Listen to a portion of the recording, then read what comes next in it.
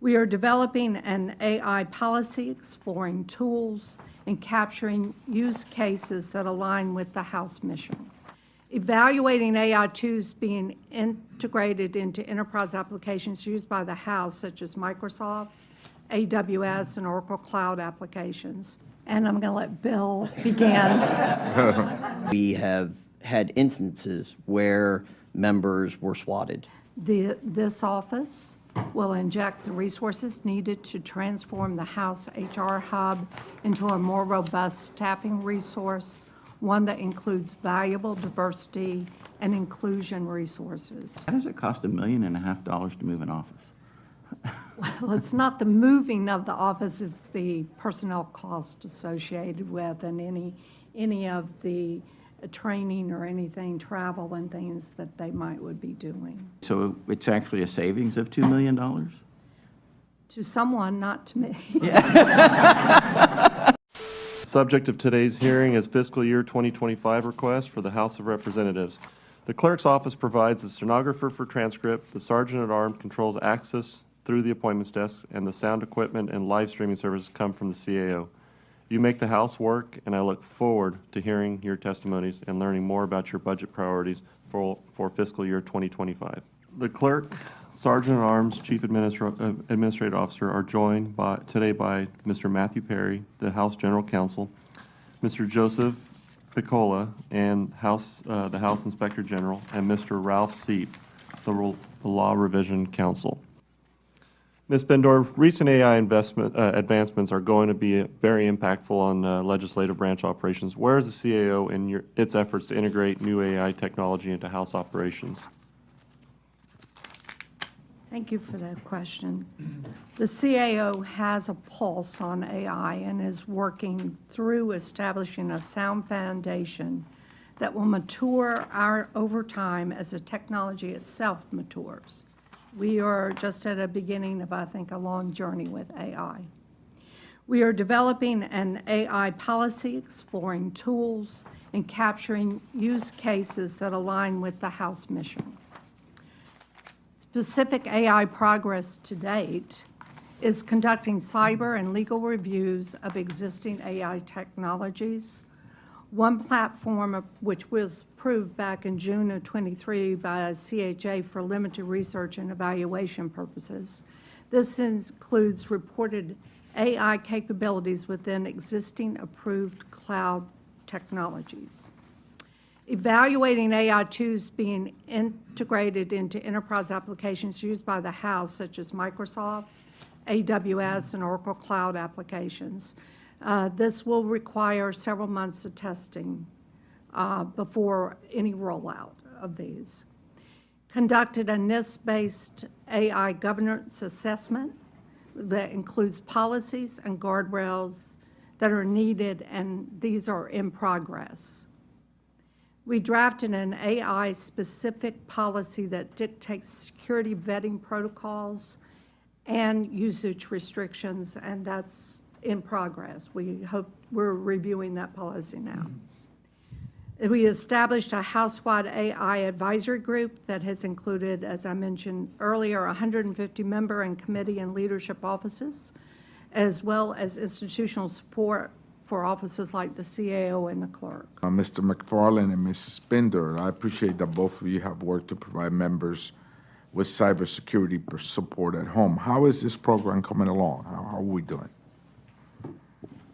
And I'm going to let Bill begin. Thanks, Catherine. Appreciate that.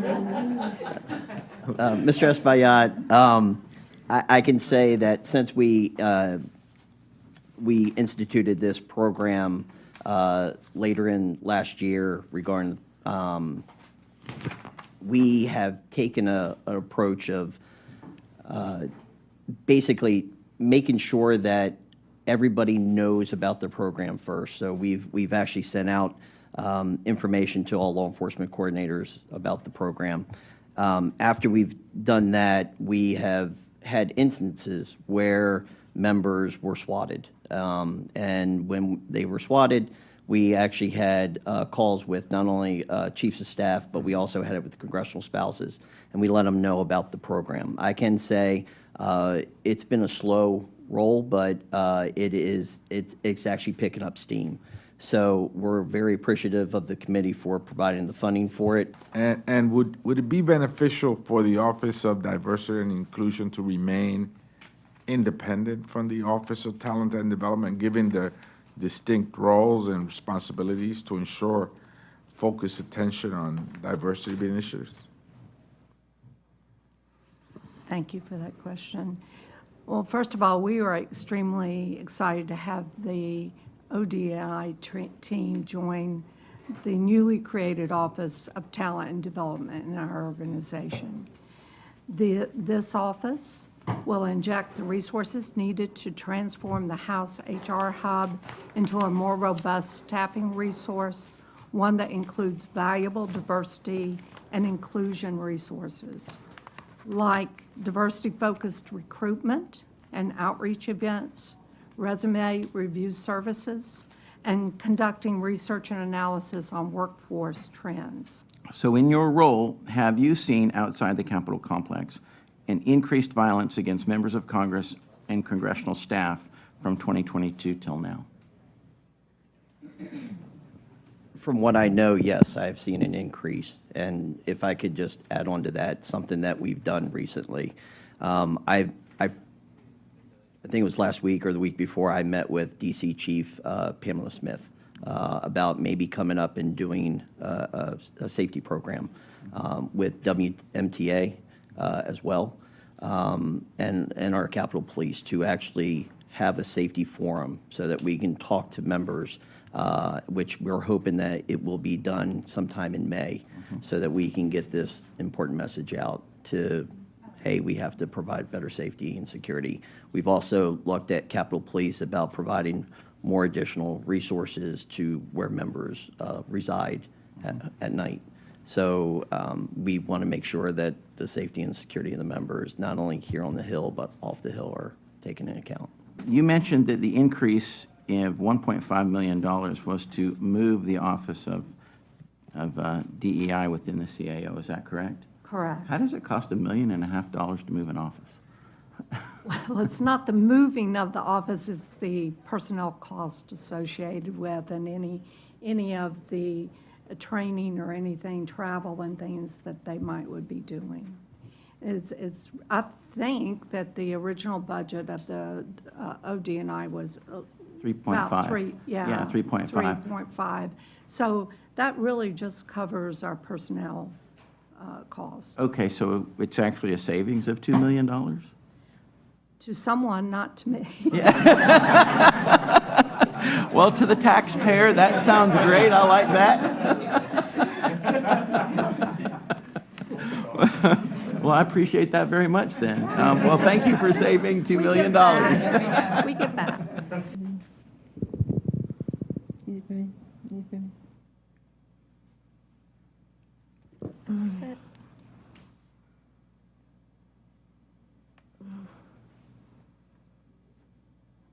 Is it for me? Is it me? Yeah. Oh, yep. As you noted in your testimony, operating with flat funding levels has been impactful for the CAO. Can you elaborate on the long-term impacts of decreased funding levels on these programs and your ability to serve the House? Thank you. It's good to see you again. Well, I would not be telling the truth if I said it's not going to have any impact. Okay, the decreases that we've taken, staying flat essentially with FY23 budget. However, and I come from a long history of project management, okay? And one of the things that we have done is that we've developed a very rigorous evaluation, prioritization, and selection process for all projects that are brought before us. And we spend quite a bit of time reviewing those and making sure that we are prioritizing those things that are critical for the House as the top priority things to invest in. Other things we do as we have funds to do them and improve as we are able to improve. With all of the opportunities we've had to deliver new projects, though, I would not be telling the truth if I said we are not going to need more money in the future, because we are. Just urban legend, and I'm just to set it straight for me, what happens to unspent MRA funds? Where do those go back to? Ms. Spender?